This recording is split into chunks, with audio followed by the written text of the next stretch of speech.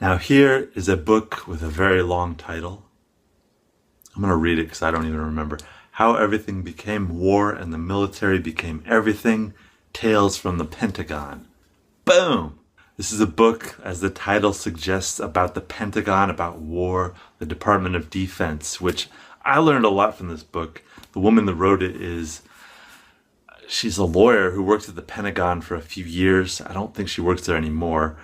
And she just talks about her experiences, what she learned there, the surprises she discovered, etc., etc. I learned a lot reading this book. For instance, did you know the Department of Defense is the #1 employer on planet Earth?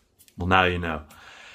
They're really big. They have like 1.4 million employees, and a lot of that is the military, of course. So it's an amazing Hydra-like entity full of people in all walks of life, all manner of work.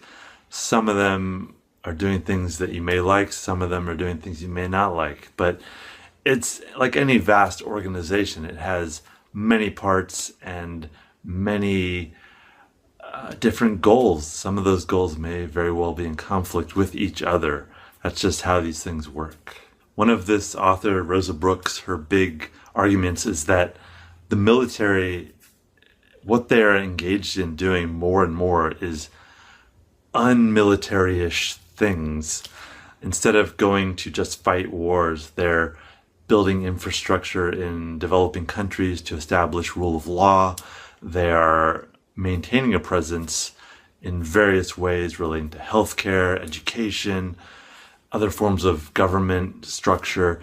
It's just astonishing how spread out we are on this globe of ours. I was also surprised to learn how, as she characterizes it, a lot of what we think of as the military is almost a socialist structure for the people employed within it. They have access to things that it's very much like a socialist structure, which is strange because we think of a lot of people in the military as conservative, very right-wing, which is not always the case. It's a diverse group, as diverse as any in some ways.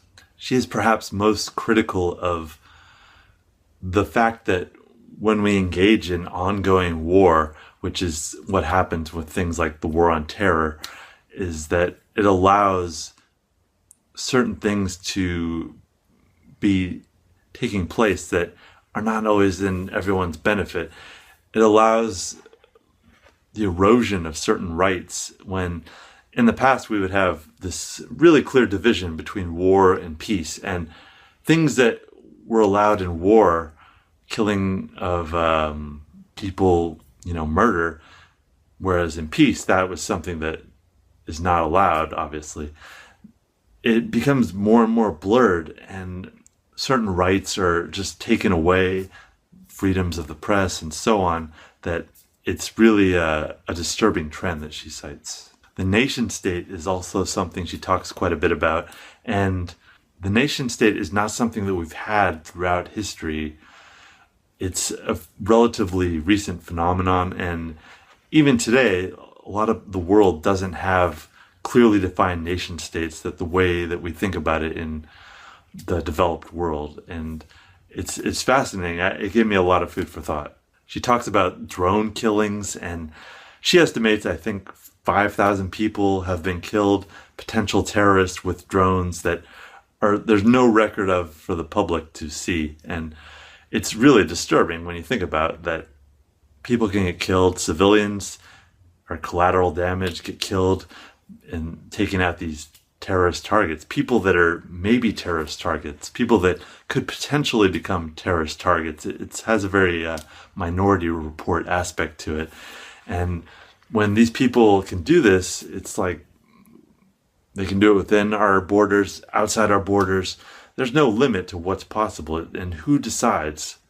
There's no law that's judging whether this is right or wrong because it's done for our security, but it's really disturbing. I did enjoy this book quite a bit. A few times it's repetitive. For the most part, though, she differentiates each chapter into a thematic subject like piracy or the development of the military, things like that. And I enjoyed the book overall. I would recommend it for anybody that doesn't know much about the Department of Defense. I learned a lot that I did not know, and it makes me curious to learn even more. So check this book out. I'm going to read the title again because it's really long. How Everything Became War and the Military Became Everything, Tales from the Pentagon. Bam!